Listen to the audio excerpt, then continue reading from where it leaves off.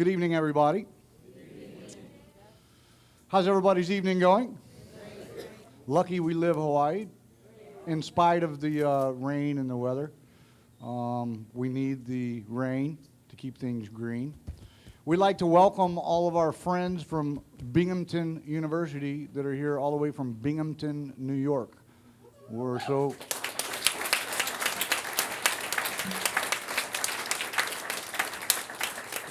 It's interesting because you guys have certainly got your money's worth this year.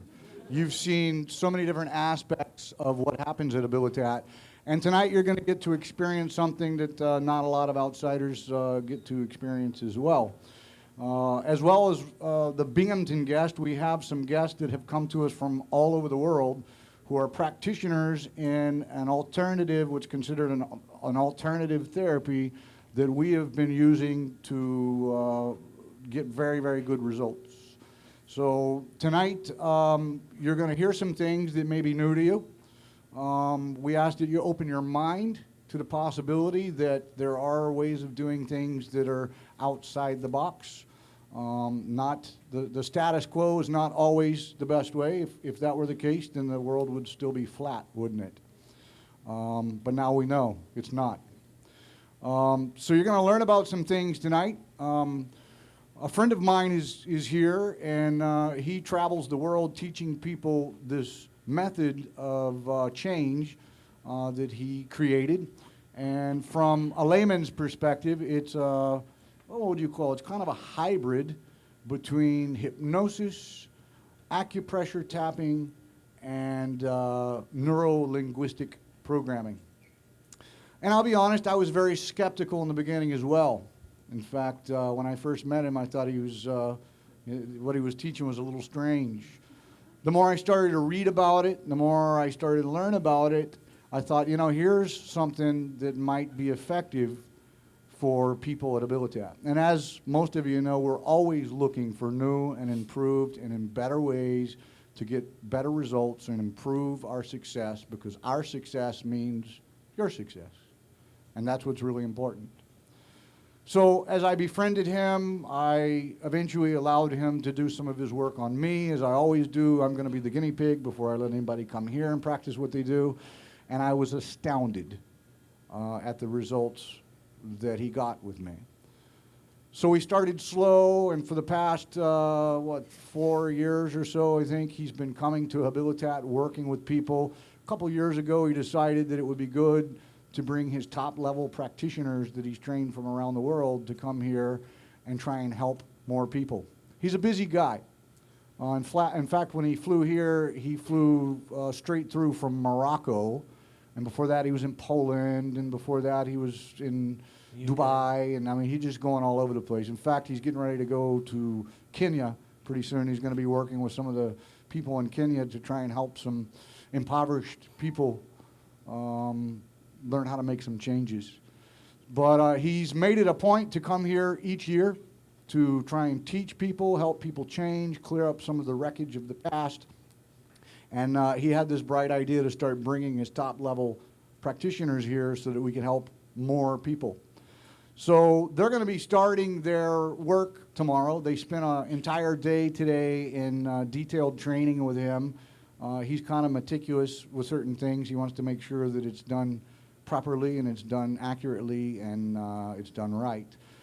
So they're going to be starting tomorrow, but usually what we do is before we have them start, we have Mr. Robert Smith come in and explain to you what he's learned about how the mind works, how the memories work with emotions, and you know, I really can't explain it quite as good as he can, obviously.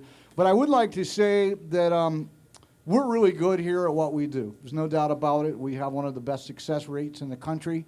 Habilitat's considered a tough, hard program, and we know an awful lot about helping people change their behaviors and learn to embrace the good life, learn to adapt and live a decent life and become contributing members of our society.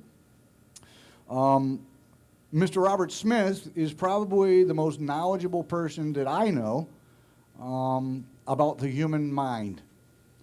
And I've learned an awful lot of things from him. In fact, we teach each other things. I've taught him a lot about addiction, And he's taught me a lot about how the human mind works and how to help people change emotions and take control of their state of mind. So I won't go on and on about that because he can do a much better job than I can explaining it. But he comes from my neck of the woods. He was born and raised in Oklahoma, and which is actually where I was born, not raised, but I was born there as well. So we have some things in common, but that's not the most important thing in common. The one thing we have in common that's probably most important is that we like to help people. And we have a theory here that givers gain and takers lose. Robert's been coming here. I mean, he could charge a lot of money for, or he does charge a lot of money for what he does. But he comes here and he does what he does because he likes to help people. And he flies here on his own dime. I allow him to stay in my home, or sometimes he stays here or whatever. But he's doing this to help people. He realized when he got here that we shared similar beliefs. We work from a very similar foundation, and one of those foundations is that there are no broken people. There's not such thing as broken people. There are people that are doing the best they can with what they've been taught to do, what they know how to do, and there's no such thing as broken people. And we also believe wholeheartedly that addiction is not a disease. Addiction is a result, it's a symptom of some things that we haven't let go of and some very poor choices that have led to an addictive lifestyle. We also believe that part of the reason addiction is so prevalent is because with what we're working with, the addiction works 100% of the time. Unfortunately, it also has a lot of negative side effects and isolates us from our families and from our society and lands us in the penitentiary and things like that. So he'll share more with you about that, and I'm not going to sit up here and talk all evening. I'm going to turn it over to him. I would invite you to open your minds, open your ears, pay very close attention, because this guy has figured out some things that not a whole lot of people have figured out. So without further ado, this is Robert G. Smith. Yeah, thank you.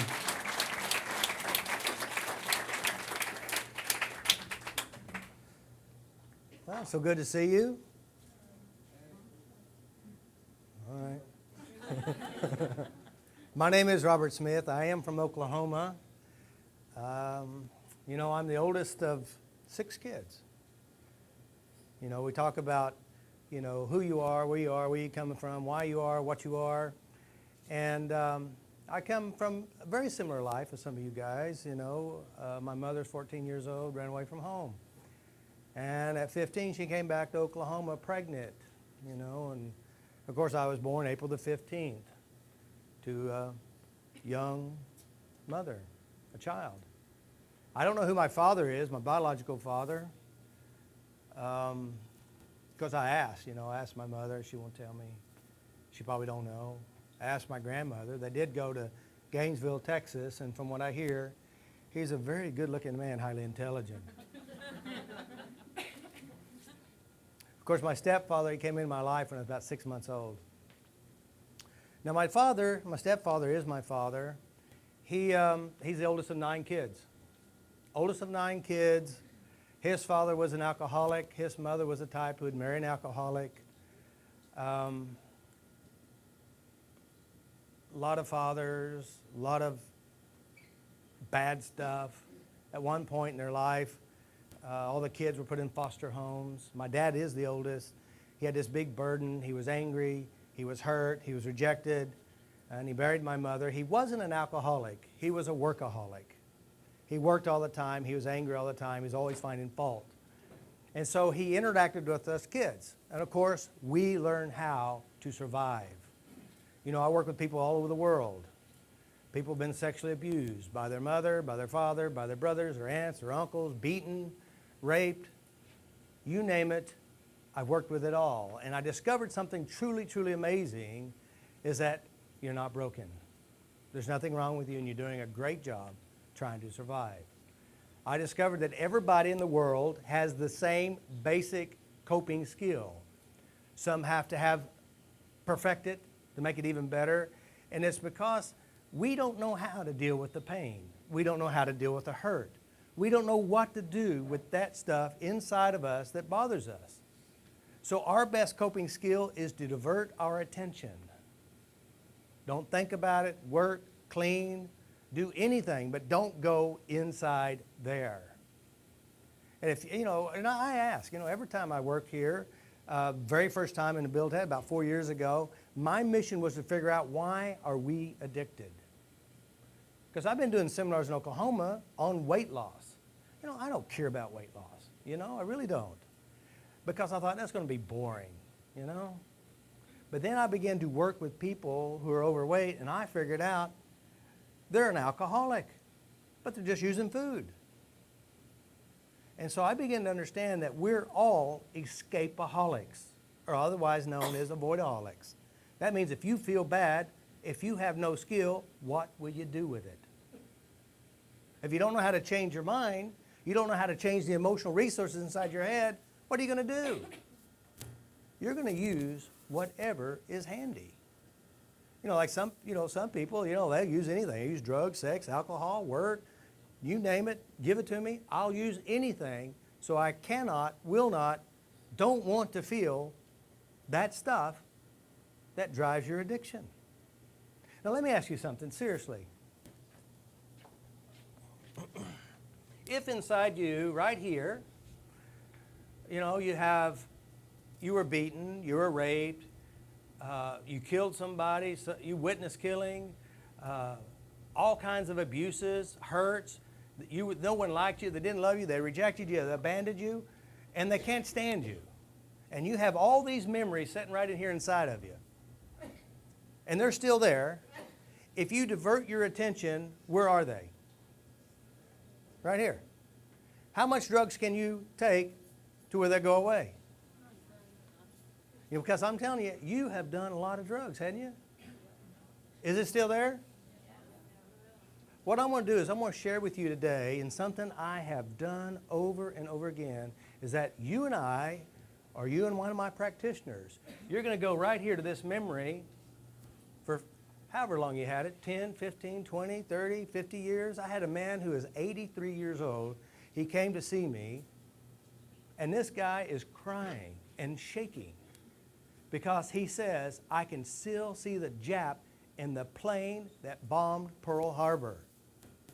Crying, 83 years old, and it happened a long time ago because there's something inside your brain that is working perfectly, but he did not know how to change it, and I do. I know how to change your mind. I know how to help you get control. I know how to change memories to where they'll never, ever bother you again. You think about it.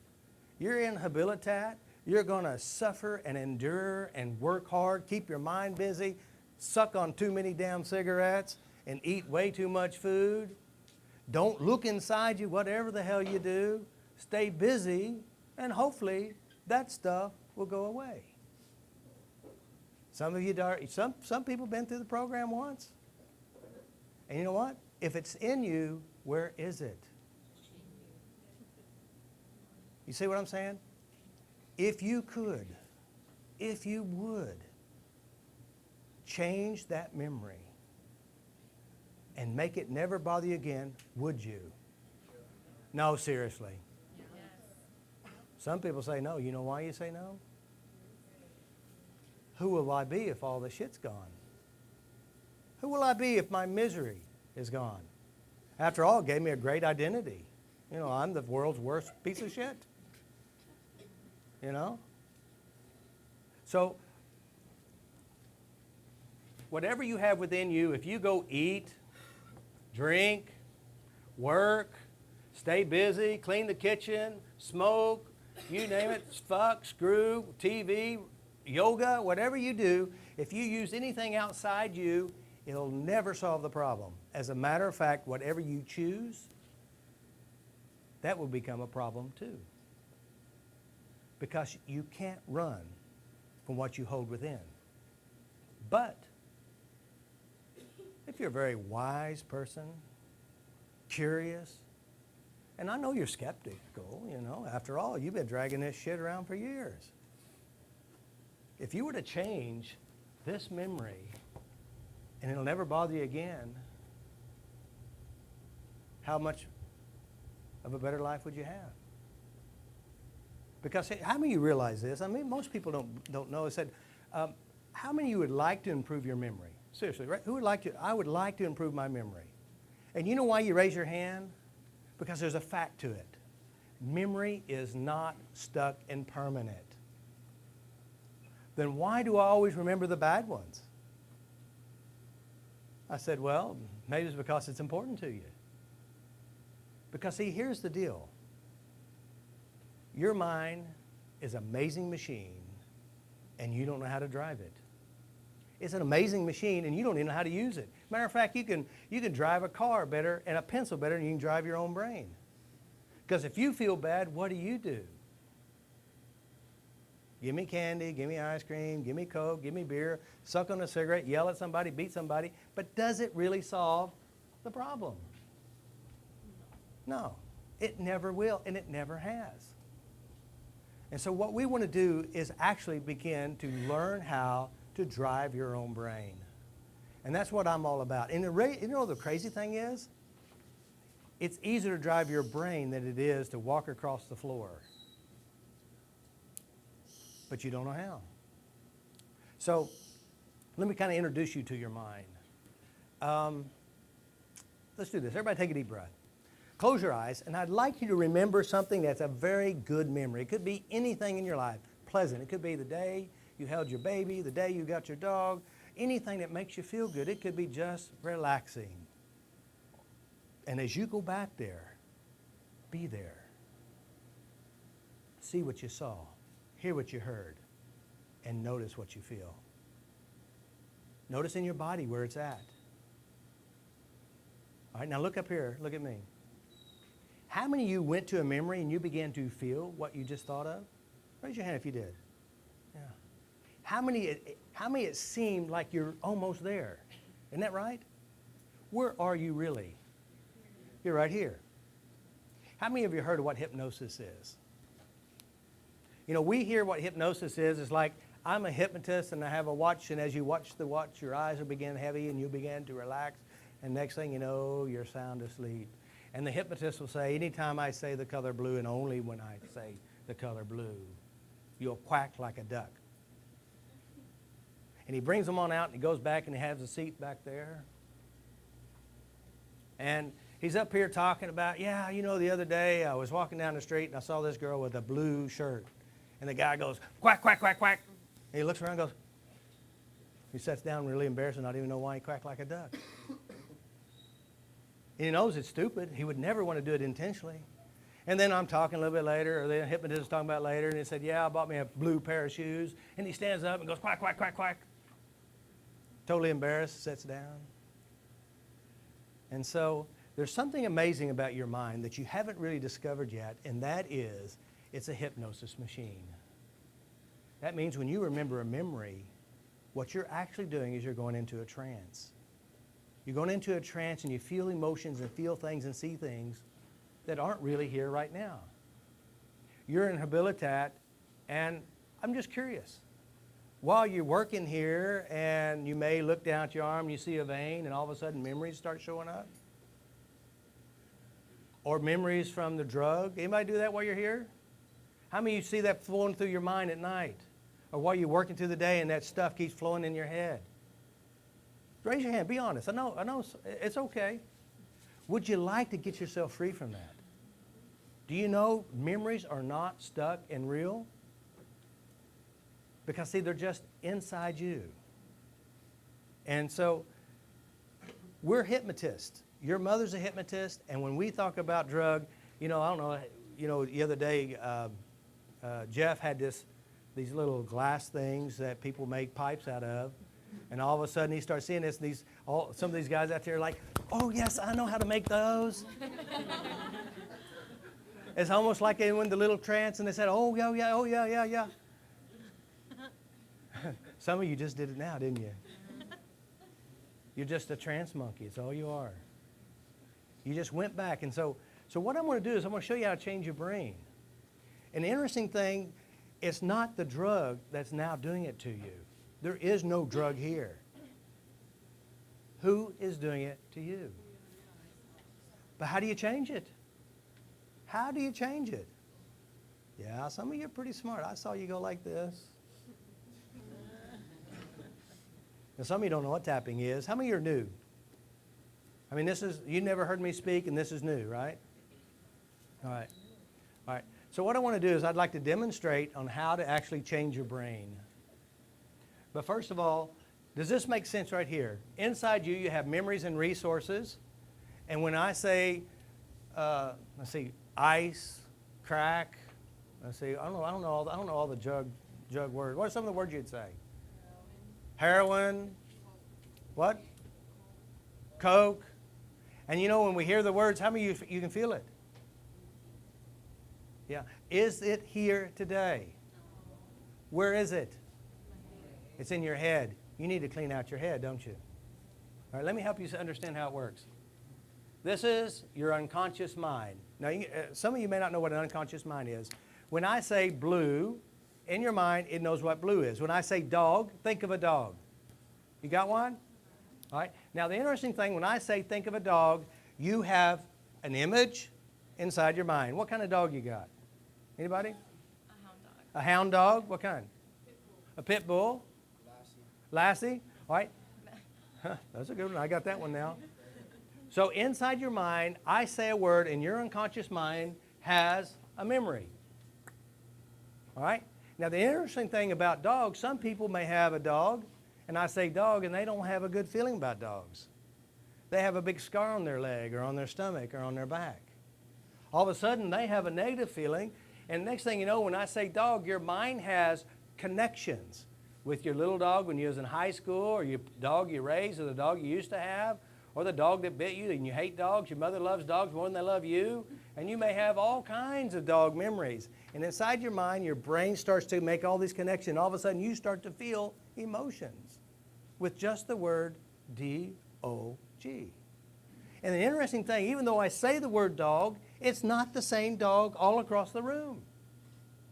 Because your dog is uniquely different than my dog. My dog is a Great Dane, has a white spot on her nose and a white spot on her tail and 4 white socks, and she's black. Her name's Lady. All right? Now, interesting thing, when I'm saying she has white socks, how many of you start seeing a black dog with white spots and socks on her? Because we're trance monkeys. You just start seeing stories and you start making up, and it starts to feel real. So here it is, inside of us, we have loads of memories. Now, if you have memories of crack, cocaine, drugs, alcohol, abuses, hurts, rejections, abandonments, and all these memories inside you, and now here you are in this place, I could say a word, I could look at you a certain way, you could see an object, you could hear a sound, a song will play, and all of a sudden the drug memories start to flow inside your head. This is how the brain works. But you don't know how to change your brain because no one gave you the secret. And I'm going to give you the secret. I'm going to show you how to do it. So here it is. Your brain has all these connections, and all of a sudden, now you're successfully in a place like this. You know, of course, I've worked with some people, many people, hundreds of people, and you're here because you're hurt. You're here because you don't know how to deal with the pain. And you know what the nice thing about the drugs, the alcohol, the sex? It successfully worked because it diverted your attention from this to here. The problem is this is still there. Let me ask you, how deep in the ocean can you go to get rid of what's inside you? How high can you fly to get rid of your stuff inside you? You can't fly high enough. You can't run fast enough. You can't drug enough. Where is it? Inside you. And so what I'm going to do is I'm going to show you how to change your mind. So here it is. I say a word. Your mind, all of a sudden, you start to act funny. Now, I call this is the unconscious mind and all the resources. The weird thing about your unconscious mind, it's a hell of a lot smarter than you are consciously.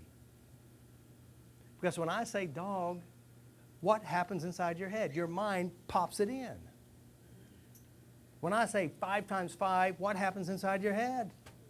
Fuck, I hate math. Right? So your brain just does it, and you don't even know why it does it. It just does it. And so what I'm doing is I'm going to introduce you how your brain works. So here it is. You're sitting in here, and you know what's going to bring you right back in this place here, or going to take you right back to your drug? Who's going to put you back in the miserable shit that you said you didn't want to be in? You know what's going to do it? Your inability to change how you feel. The inability to deal with your emotions. Now, by the way, the number one cause of death is stress and emotions. The number one cause of stress, number one cause of stress is stress.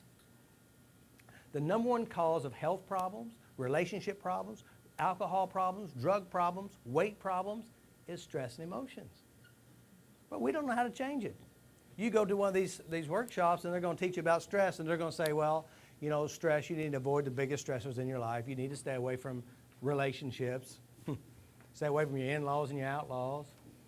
Job changes, work changes, moves. These are all the great stressors, but they forget the number one stressor in your entire life, and that's yourself. Because you're right here. I'm saying words, and I'm looking at you. And you go, God, I hope he don't pull me up front. You know, he knows my story. He can look right through me. He's very psychic and intuitive. There's nothing out there. So inside of us, our brains operate. And it does it naturally without you thinking. And so you're here, I say something, all of a sudden, you start to look funny, act funny, and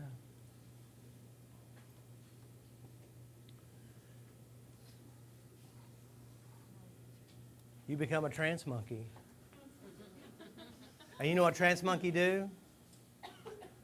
I can say something, I can look something, I can tell you a story. Monkey see, monkey do. I see a monkey and I act just like you. What does that mean? That means if I look at you the wrong way, if I say the wrong thing to you, if I have a glass pipe, if I say weed or dope, or I say you're a stupid idiot, you'll never amount to anything, you got what you deserved, you feel emotions. But is it really coming from me? No, it's you. And how do you change you? In this room is a full of people who are experts at avoiding your emotions. Experts. You've been doing it for years. You know, I'm a man. There's a lot of men in this room. And men are to be tough. They don't feel emotions. They don't have emotions. They're tough. And if you show emotions, we're going to kick your ass. We'll beat the hell out of you. Or you'll get the hell beat out of you. Or you're a wimp. Because we have never discovered that real men can handle change and transform their emotions. Real women can do it too. Now, I know I have been here a few days, and I discovered there's a lot of problems going on in this room, in this place. And I know there's somebody in this room that irritates the hell out of you, don't they? Isn't that right? All right? I want you to think about him. You know who it is. Where's Jeff at? You know the person that you bunk in your room? You know the person who got you in trouble? Or think about the event that now you have a sock on your head. Think about it. Let me ask you, who is producing those feelings right now? Is it me? It's you. Do you like that feeling? No. Who's creating that feeling? See, we have been doing this all of our life. The reason why we have problems is because of my mother. The reason why I have problems is because they abused me. The reason why I have problems is because I was beaten, I was rejected, no one loved me. That's why I have problems. And here's the truth of the matter. They're not here anymore, are they? Who's right here with you, within you, by you? It's you. Your parents aren't here, are they? All right, here's something I discovered.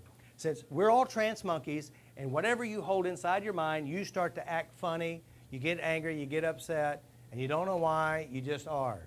So what I discovered that inside of ourselves, and this is so pivotal about personal transformation.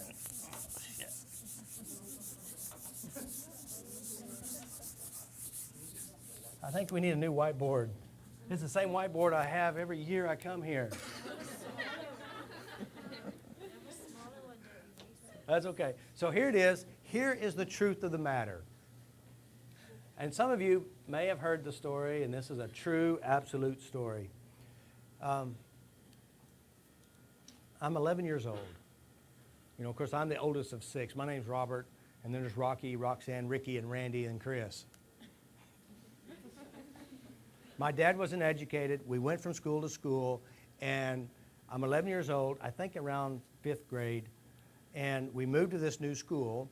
We're living in my grandmother's house. It's a rent house, and apparently I was very good at making friends because I pissed these boys off, and they chased me up the tree. And so here it is. I'm at the top of these trees. These boys are being mad at me, and they're not treating me very well. And so here it is. Lucky for me, the tree was right next to my driveway. So my dad pulled in the driveway and said, hey, I'm safe. So I climbed down, run to my father, and my father must have had a bad day because he pulled a hammer out and beat the hell out of me with that hammer right in front of those boys. All right? That happened when I'm 11 years old. All right? At 11 years old, I would never want to go to that memory again. Why would I not want to go to that memory? Because it hurt. All right? So first of all, I don't ever think about it. When I'm 22 years old, if I thought about it, what would happen? I'd hurt. If I'm 33 years old, if I thought about that memory, what would happen? I would hurt. If I'm 44 years old and I go to that memory, what would happen? It would hurt. I'm 52 years old. No. I'm 51 years old. I know I don't look it. You know, I get about 32 usually, but that's okay. And it's because I tap. All right. So here it is. I'm 51, and this memory has no reality. There's no emotions, no feelings, and I can't even see the memory. So here it is. I climb this tree. Okay. All right, so here it is. I climb this tree. This is little Robert, and this is my dad. All right? And inside my mind, I have this memory. And, you know, it's funny now. I know what my father looks like in my head. He has little patches of hair right here, and one little piece right here. He has a mustache, and he has a goose egg on the top of his head over the side. And so I see him right here, and when I went to the memory, before I ever addressed and changed the memory, I would go and it would hurt me. It would hurt me. So the question is, when you go to the memory and you feel it, who is beating me with a hammer? I am. So that means, who's the movie director? I am. If you think about what happened to you at 5 years old, or 10 years old, or 33 years old, last week, yesterday, who now is doing it to you? So you're the movie director. All right? So who's beating you with the hammer then? Yourself. So that means you're abusing yourself with a hammer right now. Who's also being yourself as a child? You are. So everything inside your memory is really whom? By the way, your parents cannot fit inside that small space. All right? So when the first thing of your personal healing and personal transformation is to understand everything inside your mind is yourself. Now here's where the problem gets. You think this is you. You think this memory is really you. Now here's the weirdest thing, and people say, well, Robert, you cannot change memories. Don't fuck with my memories. Seriously. Who will I be if you change my memories? I said, well, other than happy and your life will be better, you change all the shitty ones. All right? You change all the bad memories, guess what will happen to your life? It'll be hard to feel bad. I discovered that by working with people who are depressed. When people are depressed and I'm in my office and I go, well, how do you know you're depressed? I feel it. I said, do you have any happy memories? No. I said, look harder. There's got to be something good in your life. She said, I know there's something. I said, do you have any good reasons why you should be depressed? And I never heard this. I never, ever heard this, ever. Yeah, I was working in the office, and the guy came in and changed the toner, and he spilled some chemicals in the air, and all of a sudden everybody in the room's depressed. You know, some big bear rolled off a highway and spilled on the highway, and everybody on Route I-40 is now depressed. They never said that. I said, yeah, I've got good reasons. My mother's depressed. No one loves me. My husband ran away with my brother. My dog got run over by a train. My family don't want to deal with me because I'm so depressed. Nobody loves me because I hate people. I mean, seriously. And I say, do you have anything that would help your depression? And say, I have so much to look at. Depressed people do depressing things. That's what they do. And I figured out, in order to feel bad, you must do something correctly. Let's do a feel good. You want to feel good for no reason? By the way, guys, write it down in your happy book. Take a deep breath. Close your eyes.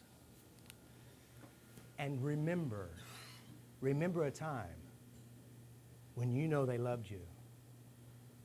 Remember a time when you knew they cared. You could see that little puppy dog's tail waggling and it's so happy to see you, or the baby in your arms, or the mother, the father, the grandfather, the grandmother. They loved you, and you can feel it too. Notice inside you what you feel. Notice what you're seeing. This is yours. All right, open your eyes. Memories buried alive never die. Buried alive means inside my mind up until the day I changed this memory. Every time I went there, I felt bad. Anytime, every time. For over the years, it felt bad. And then one day, I learned a tapping process, and I'll share it here in a little bit. One day,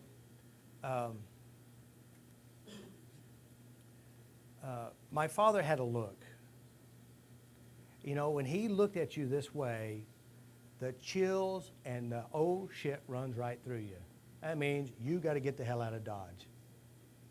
I mean, y'all have family? You have parents, dads, moms who give you that look? You know what I'm talking about? When you see that look and you look at their look and you go, oh God, got to get out of here. Because shit's getting ready to hit the fan and you're going to be right in the middle of it. All right? Now my dad, I'm telling you, he'd beat you at the drop of a hat.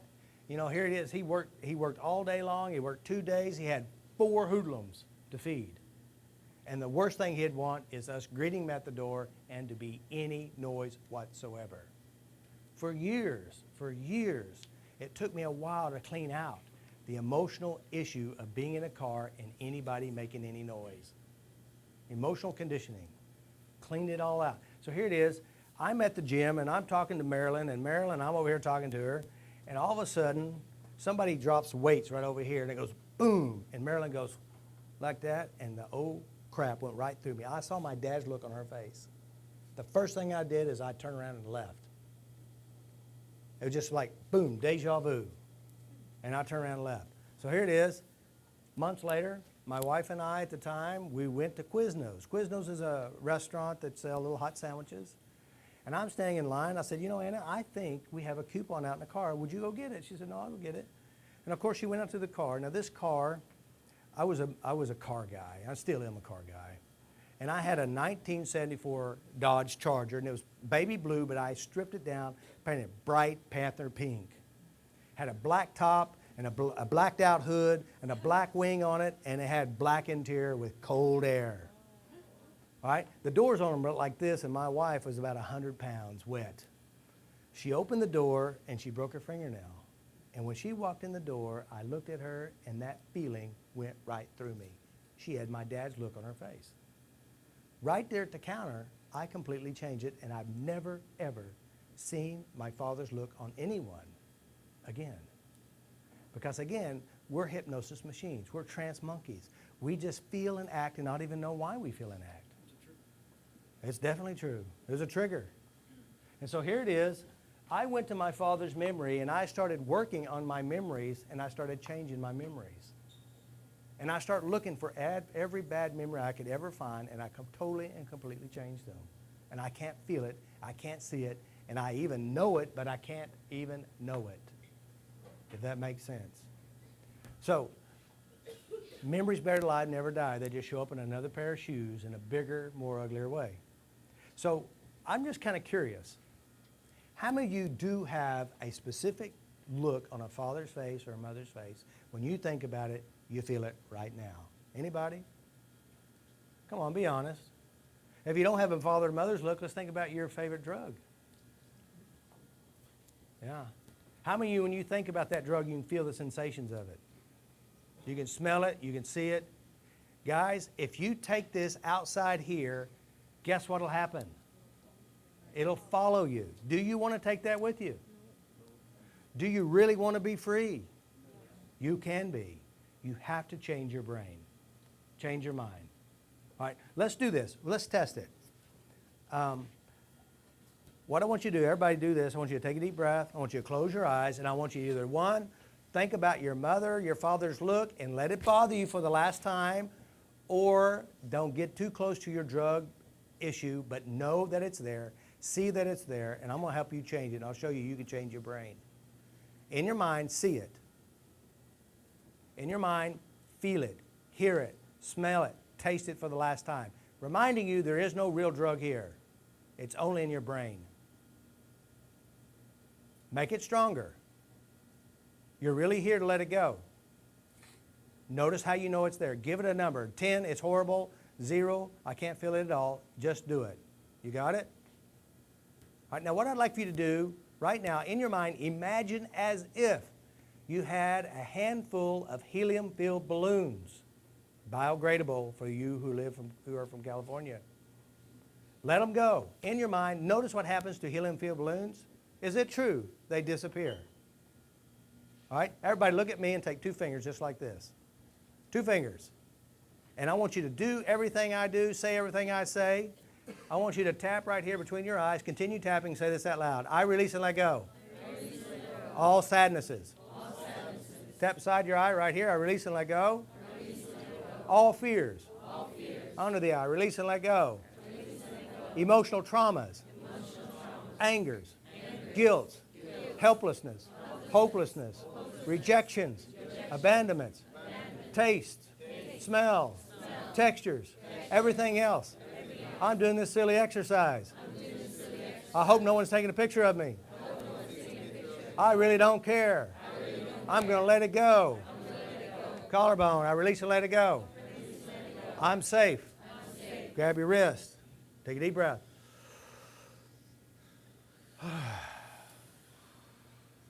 Peace. Now go to a peaceful memory. Go to something that makes you feel peaceful. Doesn't matter where it is. Go there. Grab your wrist again and say, peace. All right, now look up here. Go back to it again. Go back to the look. Go back to that drug. Can you still see it? Can you still smell it? Notice it's probably already started to change. But notice what isn't changed yet. You got it? See it? Feel it? Smell it? Some of you may have already disappeared. If it's gone, find another one. You got it? All right, between your eyes, tap again. I release and let it go. I'm really here to let it go. Beside your eyes, okay, let it go. Under the eye, let it go. Collarbone, it's safe to let it go. Grab your wrist, take a deep breath. Peace. All right, let's go back to your memory. As you go back to the memory, how many of you already started to notice the picture in your head started to change? All right, see if you can still see it. If there's somebody involved, look at their face. Look at the expression on your face, their face. Look at your face. If it's a smell, if it's a taste, it's a feeling, find it. Can you find it inside you? Notice how you know if it's still there. You got it? All right, just do it like this. Let it go. Let it go. Let it go. Let it go.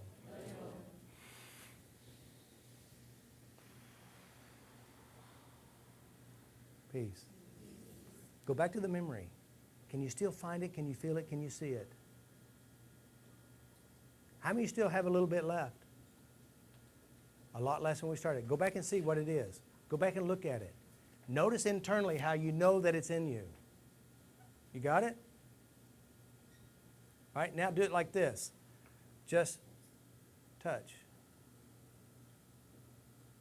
Touch. Feel your fingers. Notice where your fingers are. Let it go. Let it go. Grab your wrist. Peace. All right. Go back to your memory. How many in your mind has already started, the memory started shifting and changing? Raise your hand. Raise your hand higher so I can see them. Higher.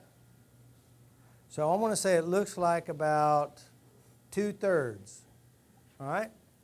Those of you who do not see it changing, is it a picture? Is it a feeling? Is it a sound? How do you know it's there? That's the question. Look at it again. Deep breath, close your eyes, put yourself right back there. This time, what I want you to do, if there's people involved, look at their face, look at your face in the memory. Oftentimes, it'll make the emotion stronger. If it doesn't get stronger, step inside your body as if you're still there and experiencing it again. See if it makes it stronger. Good. Now, let's pretend like you're the other person. You're in your body and you are them looking at you. Does it make it stronger? That's good. All right, now tap between your eyes, say, let it go. Beside your eye, let it go. Under the eye, this is some weird shit. How can tapping change my memory? Why would tapping change my memory? I don't know why. I don't care. If it works, I'm going to use it. Deep breath, grab your wrist, blow it out. I know why it works, but peace. All right, let's do it again. How many of you noticed it started shifting and changing your mind? That's good. Now, let's do something. In your mind, go back and look at whatever it is that you're seeing. If it's a feeling, notice the feeling. But if it's a picture, look at the picture. And as you look at the picture, where is it? Is it in front of you, over to the side, in your mind? Where is it? Just notice it. By the way, you become conscious of your unconscious. The picture, notice where you see it. Is it in color or is it in black and white? Notice it. I'm just curious, how many of you see it in color? Raise your hand. How many of you did it change from color, now it's black and white? Raise your hand. Okay, good. All right, very good. All right, so now it's in color or black and white, notice it. Is the memory close or is it far away? Is it close or far away? If it's close, in your mind, step back away from it where it's far away, like it's on a movie screen over there. You got it? Got it? Now, what I'd like for you to do, in your mind, since the picture is over there, take a match or a good lighter and put it right underneath that picture and watch it burn away like an old photograph. And the moment it burns completely away, you take a deep breath and you blow the ashes away too.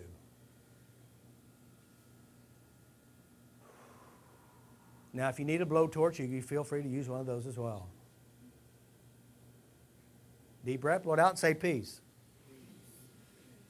All right, now what I'm doing is I'm helping you to step inside your mind. How many did you know you had pictures in your mind? How many did you know that images are close, far away, black and white, or color? See, most people don't understand what they do inside their head. Where are you right now? Right here. All right, so this is what we're going to do. We have people from all over the world. We have people from Australia, several people from Australia. We have people from Spain. We have people from Canada. We have people from the U.S. Did I get everything, all the countries?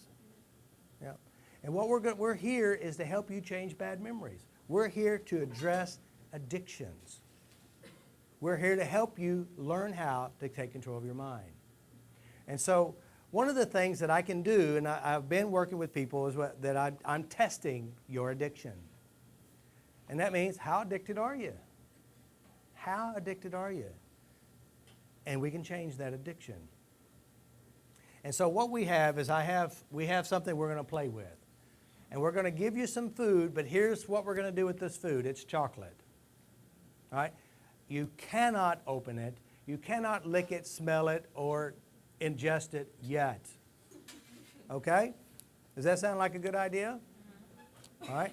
So let's go ahead and pass it out. Again, remember, Do not open it, lick it, smell it, nothing. Not yet.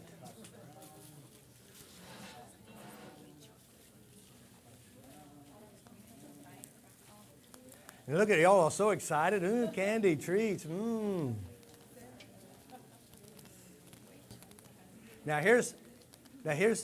if you still feel emotions, feel it and just do like this. It's that simple. Just keep doing it over and over again.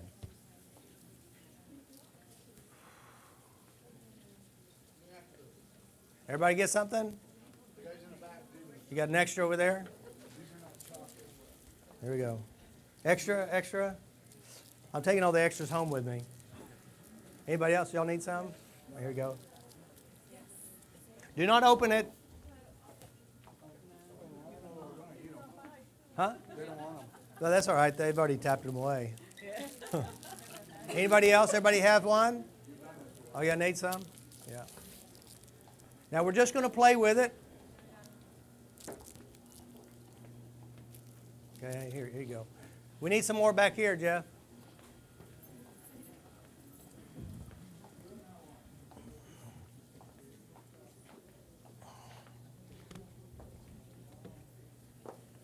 You know, it's interesting. I do seminars, and I used to do seminars for years on weight loss.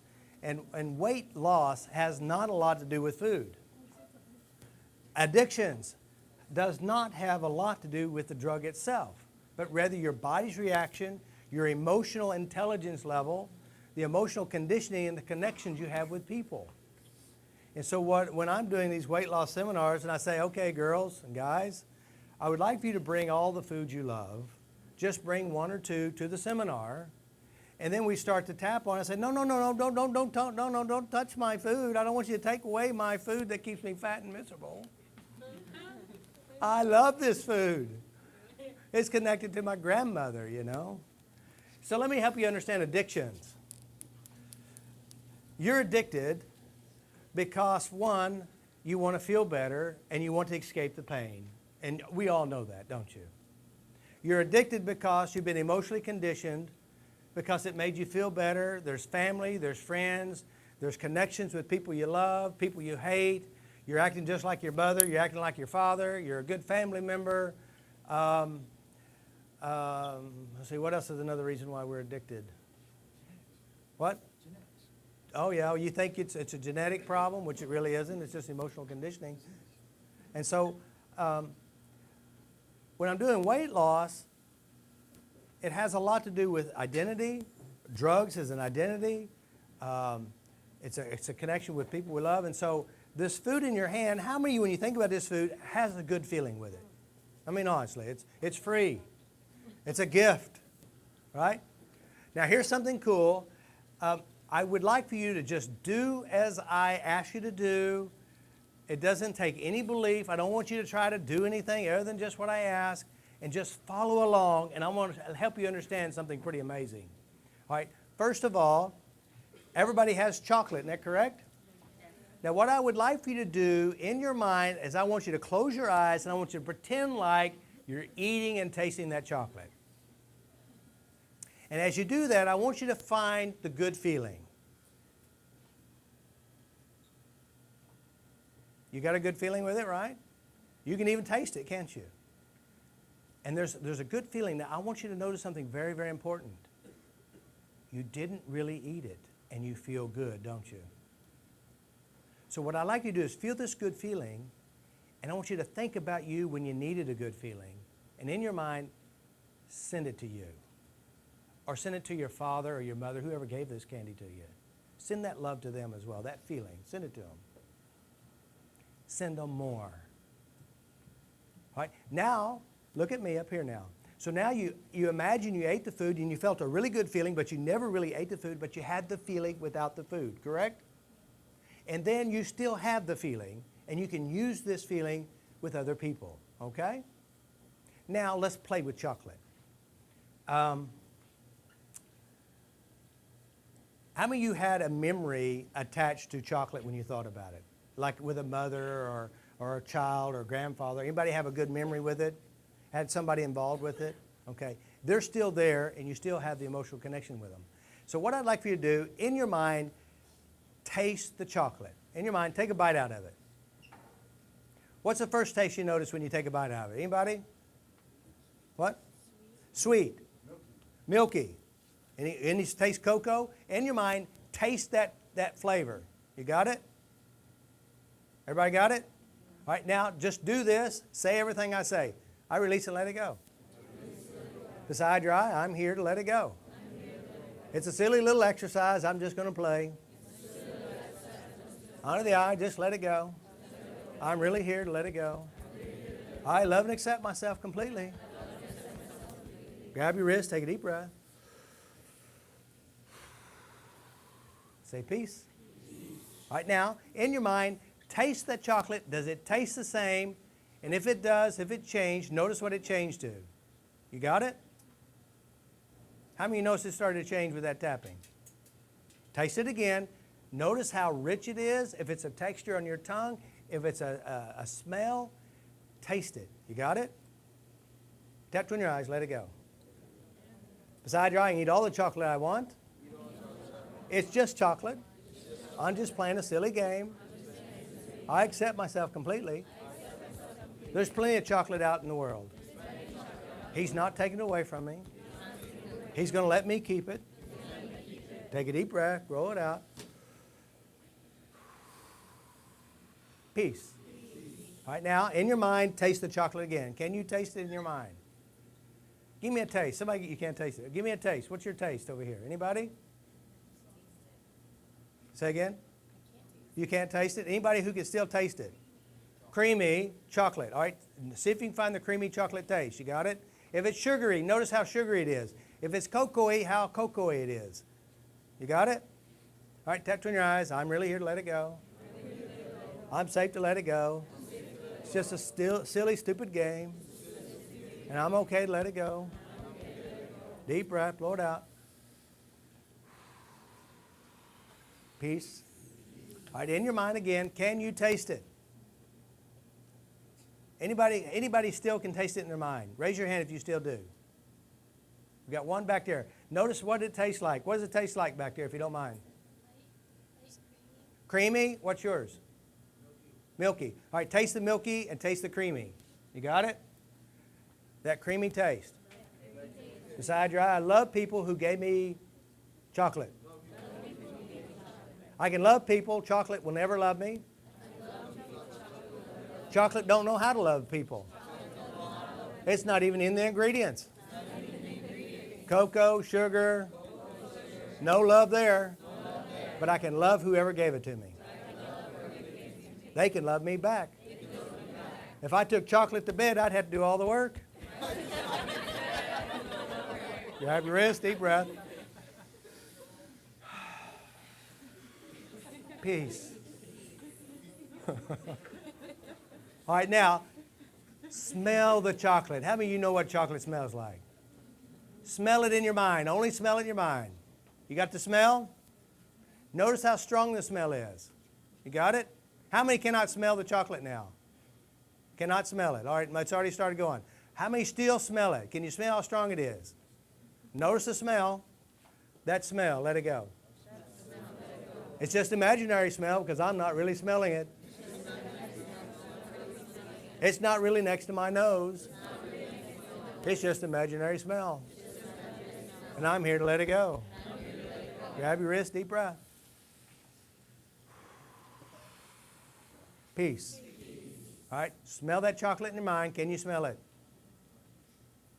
Anybody? Can you still smell it? Anybody? Now, isn't it bizarre? Before we started all this chocolate fun, you could smell it and taste it, couldn't you? It's in the mind, isn't it? All right? So now, let's do this.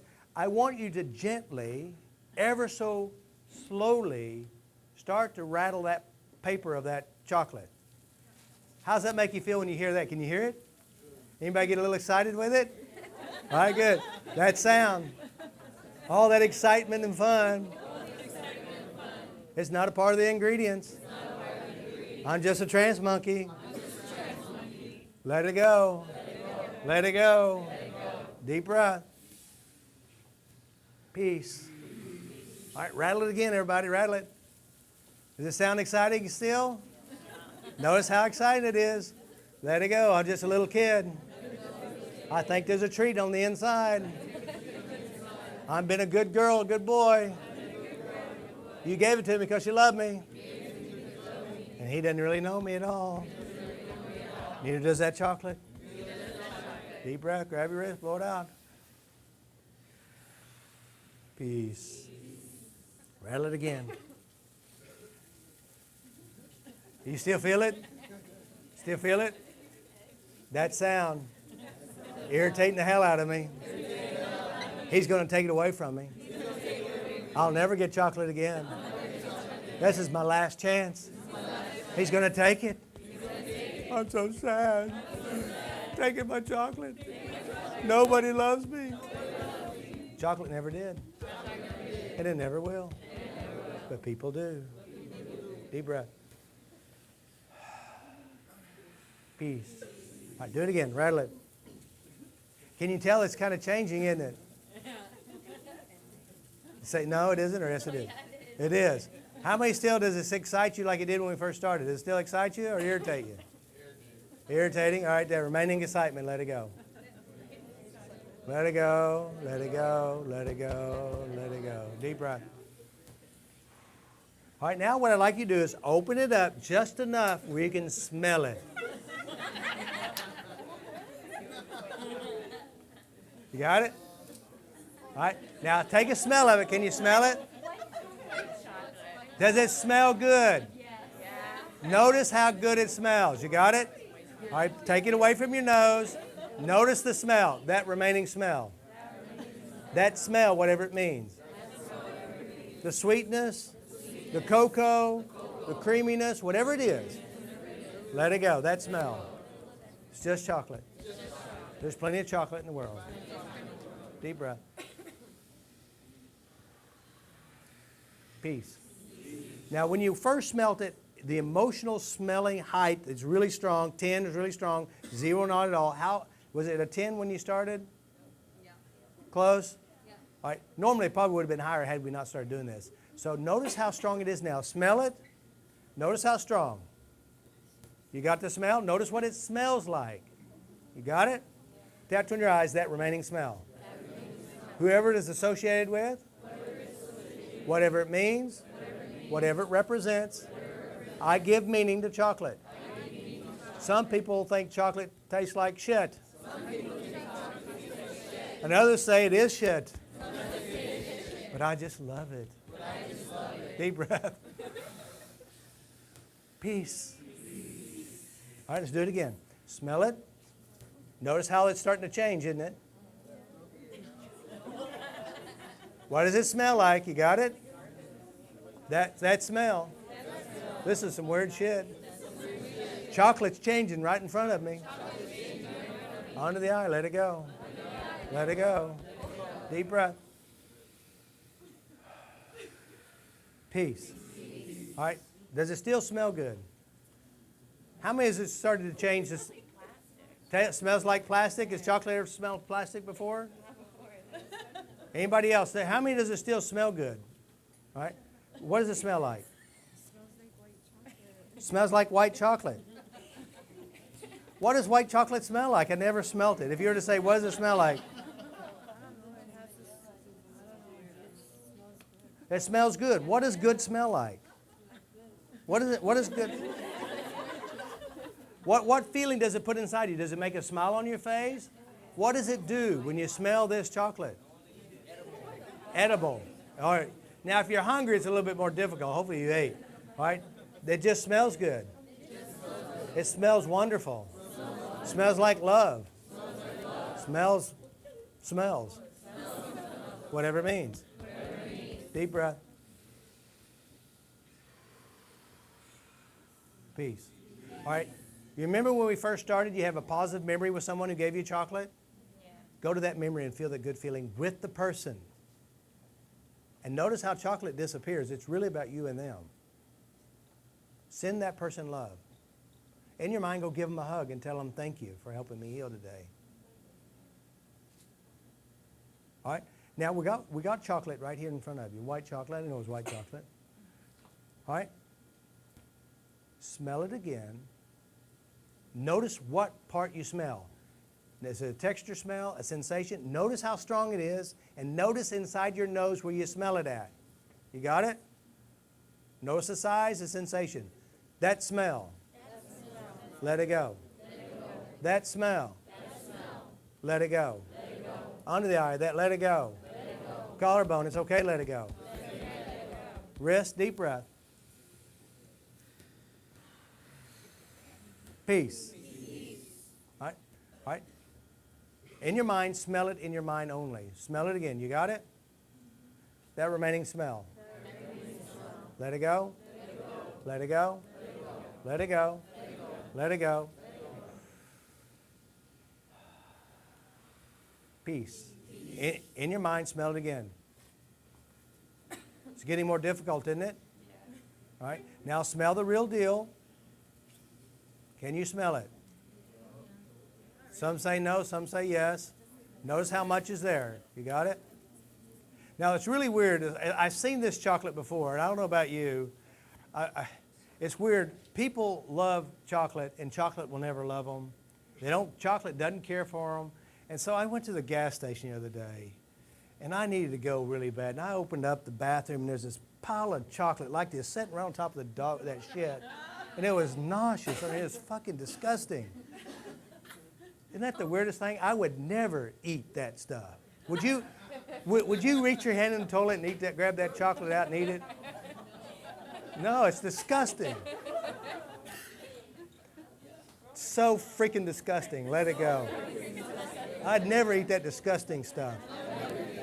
But I love to approve of myself. I love my mom. I love people who give it to me. Chocolate doesn't care. And it never will. But I love me. I'm taking control of my life. Grab your wrist, deep breath. Peace.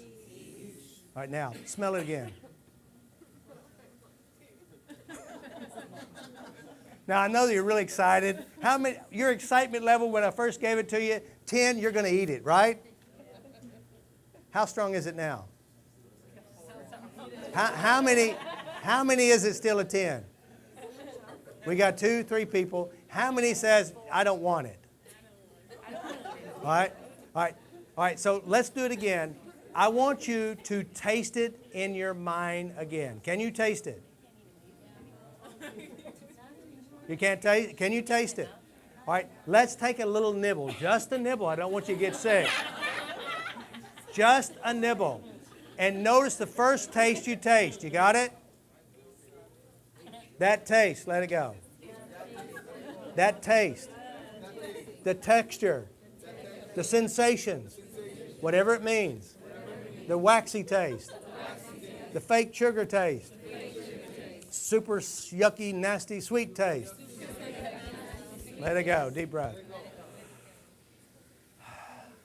Peace. All right? Can you still taste it in your mouth that you just tasted? Does it taste delicious? Let it go. So delicious. There's no delicious in it. Let it go. Let it go. But don't think about the toilet, what I saw. Please don't do that. It's really disgusting. It's like the guy said, every time I eat that white chocolate, it just makes runs. You know, it's just like you have to run to the toilet every time. Freaking disgusting. And it's the same color, same texture, but a little bit disgusting. Peace. All right, good. Now, I'll go ahead and taste it. Tell me what it tastes. Just a nibble. It still tastes good, does it? You don't want to eat it now, huh? Can you taste it? Does it still taste like the chocolate you've always known, or has it changed? Now, by the way, did chocolate really change? Who changed?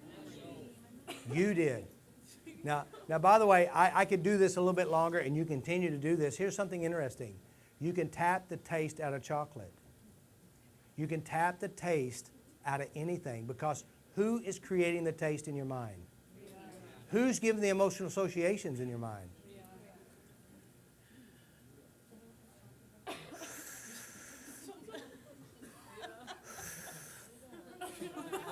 Who had that association? It's not mine. It has no meaning to me. Were you just triggered? Whose is that? Let it go. It's not useful. It's not effective. It's destroyed my life, my children, everyone else. It's time to give it up. It never loved me, never cared for me, and it never will. It's time to change me. Take a deep breath. So we're here at Habilitat to help you change your mind. Now, what we did here is a taste of what we can do sitting with you. You can do it yourself. We're here to help you take control of your life. And this is so simple, so easy, so weird, and so effective. Even though we're doing chocolate, you're supplying the meaning to chocolate. You're supplying the meaning to your entire world. When you're pissed off to somebody else, who is it doing it to you? You know, you can change you if you're tired of it. If you're not tired of it, enjoy the pain and misery that goes with it and don't complain. You can be free, and it's at your fingertips. This is weird, and there's some guys in here who are real pussies. They're emotional pussies. As a matter of fact, if they think you're tapping, they really get bothered and upset with it because they think you're weak. But the pussy runs from their emotions. They pretend like they're not there. Matter of fact, they'd rather clean the floor, lick the table, than to go inside and change their mind. The nice thing about Habilitat is this. You take responsibility. You change your mind. You change those memories. And don't ever come back here unless you're going to help us. Get away from that shit. Change your mind. If you still have it inside your brain, that's yours. You can change it, but it's not like everyone else. Because I'm telling you, you tried all the other programs, didn't you? Did it change your brain? This program will. But I'm telling you, you can go through Habilitat, and you can go through the 30 days. You can go through 5,000, 5 million days. But if you don't go inside your brain and you start changing those memories, you'll never solve your problem. You have to change it. And you deserve to be free. You know, you want to be in a place where you're happy. And you don't need a drug. You don't need anybody. You need one person, and that's yourself. Because I'm telling you, when you wake up in the morning and you're looking in the mirror, shaving, putting your makeup on, hopefully not at the same time, you're going to find the answer to your problem, and you're going to find the cause looking right back at you. You can change you. But you have to step up and step inside your mind and change it. And so it's a great opportunity. And I'd like Mike, will you come on up, Mike, and share a little bit of your story? So last time I was here, I worked with Mike, and just kind of share your story, if you don't mind, before and after. There we go. Hello, hello. There you go. Hello, hello. Hello. Yeah, tell them what we did. Tell them about what before we did it. So, Or just introduce who you are first. I'm Mike, and last time they were here, I experienced the tapping. And just like the candy, I let him know that ever since getting out of prison, every night before I'd go to bed, I'd spend about 2 hours up thinking of shooting meth. And also, anytime the song Hotel California came on, I would think of shooting meth. There was a song that I was playing the first time I shot meth. And I would go through this all the time. Every night, I just lay in bed, and that's all I would think about. You know, I don't know if I'm the only person that does that, but I experienced, you know, I gave it a try. I was honest, and I went through the tapping session, and it's changed. And tell them you didn't even think anything happened. You didn't even think it worked. You thought you wasted your time. Tell them. Yeah, I actually was real skeptical. You know, when I first seen it, I was like, nah, it's not for me. You know, good. We did a session in games, and I was convinced, like, you know, this is crazy, right? This is crazy. And then, you know, one day I was like, yeah, what the hell? What do I have to lose? So I went, and I did a tapping session. And at first, it was like, you know. So, you know, being being the kind of person I was, I waited till I went to bed that night. I lay in bed, and I start thinking about things, and I try to think about things, and the only thing that would come to mind was vomit in my mouth. You know, so what happened was he took that, and we replaced it with the taste of someone else's vomit in my mouth. You know, though ever since then, every night before I go to bed, I don't think of shooting meth. We also went through a session where he tapped on me while the song Hotel California was playing. I reenacted the whole ritual, everything I would do before I would shoot up, you know, everything leading up to actually shooting up, and started tapping on me, and you know, we went through a series of tapping, and I don't feel the same way when I listen to the song anymore. I've replaced it with good memories of my daughter, my grandmother. You know, I don't like tap in front of everybody, but you know, those are the people that I do talk to. I've let you guys know honestly that, you know, it's worked good for me, the private session. And yeah, you know, I was skeptical at first, but it's helped me out a lot in that aspect. So, you know, it's worked out good for me. Thank you. In that sense, yeah. Give him a hand.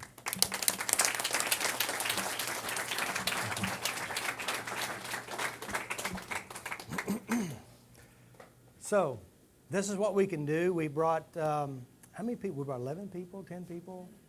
We brought 10 level, I don't know how many. We brought a lot of people from all over the world to come help you change some of these memories. The drug itself, change it to where you can be free. And one of the things we do is we change bad memories. And so one of the things is, you know why you started using. You have the memories, you have the first time, you have the worst time, you have the experience of what happened to you. These are the emotional driving force behind it.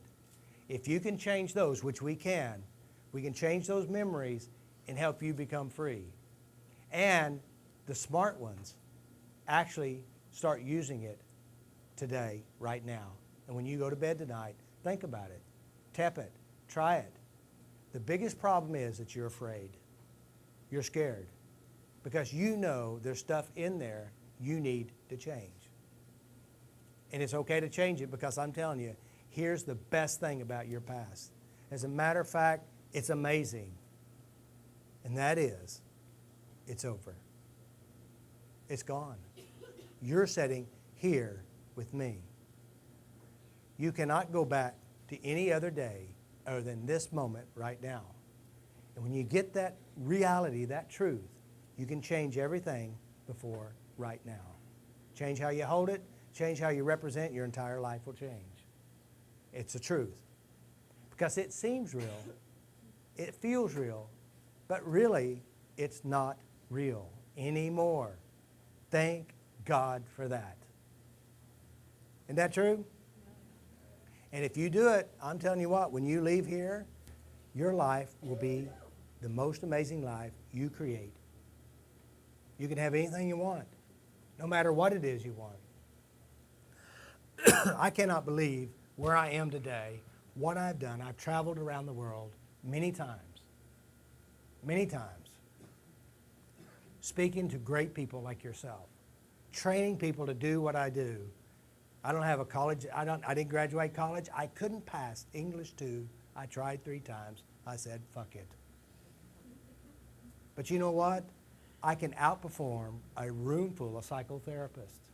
As a matter of fact, I should be a psychotherapist for all the psychotherapists I worked on and all their children, because they want something that works.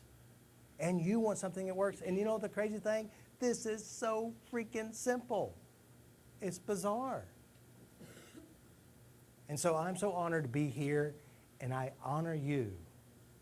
Step into the world of personal empowerment. Take control and your life will change. I promise you that. If you do what I say, and I'll tell you the truth, this is what you do. Tap when something bothers you. Right now, I piss you off, what do? What do? You tap, right then. You can do it like this. Or like this. You can do it like this in your mind. You can do it like this. This is one of my ways. I do it like this. Or I do it like this. I do it in my mind.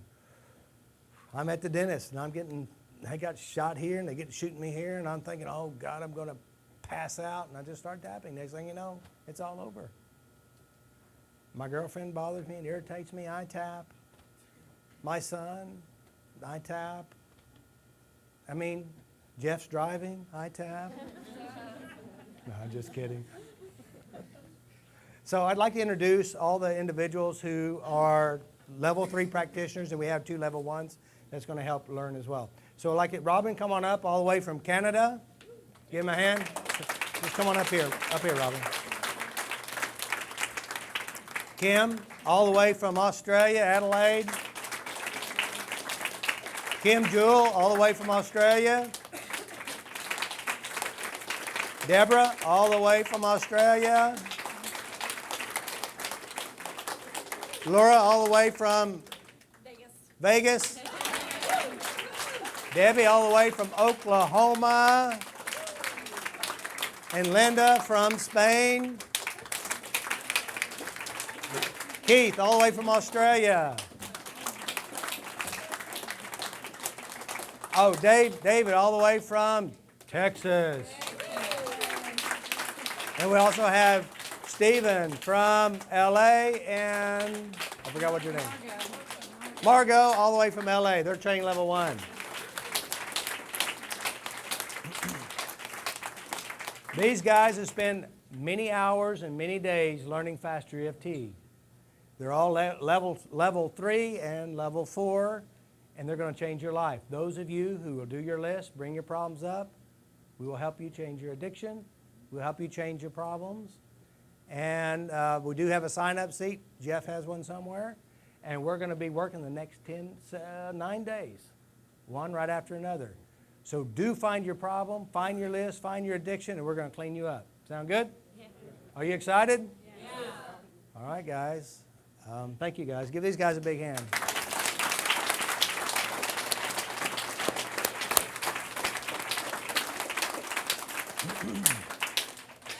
Does anyone have any questions about what I've covered so far? All right, good. Oh, feel free to eat the candy. Just be aware of what happens tomorrow morning. It's not real chocolate. It's the stuff that makes it flow a little bit easier. If you're doing it by Closer to your mouth. Okay. If you're doing it by yourself, Okay, right here, guys. if you're doing it by yourself and like you were saying stuff out loud, can you just say that stuff to you in your head so you don't have nobody else has to hear you? That's a good Okay. question. This is what you can do with the tapping. First of all you have to say inside yourself, let it go. Inside your head. You can do it in your mind. Just imagine tapping. A lot of people will do that laying in bed at night. When you're upset, because you're here, you're new. Think about what bothers you. Tap. Think about your worries. Tap. If there's people here that irritate you, tap. I'm telling you, this is a golden opportunity to take control of your life. God will send you people that will torment the hell out of you. Get rid of your torments about them. They have their problems. Create power and peace within yourself. So you can do it this way. You can do it this way. I'm in relationships. And of course, I'm sitting at the dinner table and I go like this. I saw you just tap. What did I do wrong? What did I do wrong? Nothing. I have problems. This is me. It's all my problems, So you can do it this way. You can mentally do it. Guys, you go to the toilet. The toilet is the best place. You got the door shut. It's nothing but you and God. You can let go of stuff 2 ways. It's a holy place. Let it go. If you need a break, some of you guys, I'm telling you, if you're halfway fucking smart, if you got dishpan, I wouldn't be wasting my time thinking about shit you don't like. Do mental tapping. Start cleaning up your childhood. Clean up everything that's irritated you, bothered you, and scared you. Change it. Now, by the way, let me tell you about memories. It's all made up now. So if you have a bad memory, you know what? You can go in there and change people's faces, put clown noses on them, put funny clown hair, make them sound like Donald Duck. Memories are not real. Change the shitty ones. Keep all the good ones. Keep them all. Because let me tell you something. What you rehearse in mind, you're going to get in time. If you're sitting around rehearsing your drug problem, you sitting around rehearsing your anger and your hurt, guess what you're going to get? It's like you're practicing bowling. And the more you practice bowling, the better you get at bowling. If you're sitting around thinking about shit, you're going to get really good at being shitty. And you know what you're going to do? You're going to blame everyone else but the guy who's rehearsing it. Trust me, change your mind. If you're on dishpan, guys, use it. Think about who put you on dishpan. See, here's the problem. You're on dishpan, you're probably feeling like shit. You're saying mean things to yourself. You're being mean to think about bad things about other people. That's the stupidest thing you could ever do. Tap. Change the picture. Say nice things. Sing a song in your freaking head. Have a good time. Lucky you. Do something that will change you and empower you. Create a future outside here. See yourself graduating. You got top honors. See yourself driving that brand new car. How'd you get the car? You worked. You were smart. You invented something. You know what? People who invent things make more money. Look, I made faster EFT. I'm traveling around the world. Make up something. People believe you? Do something. Use your mind. Create what you want in your future and you're going to get it. The worst thing you can do is rehearse the pain in your past. You're going to get more of it because you're perfecting the art of misery. That's what depressed people do. Honestly, you are now in the seat of wonderfulness as you change this. Change your mind, you change your life. Change your emotions, you change your entire world. You know, an emotional, intelligent person can outperform a guy who has 4 PhDs. Intellectual intelligence is not as powerful as emotional intelligence. Trust me on that. Your intellect will not solve your emotional problems. This will change the emotional problems because it's addressing the unconscious mind, and that's where it's at. Sound like an exciting thing you want? Yeah. Thank you, guys. I'm so proud of you. Thank you for being here. Thank you for tapping. And I know some of you guys, you're still a wuss because you won't do it. That's okay. That's okay. You'll catch up with us. Trust me, it works. Real men tap, and the cowards pretend like they don't have feelings and are angry. You can do it. Come join the team. Thank you, guys.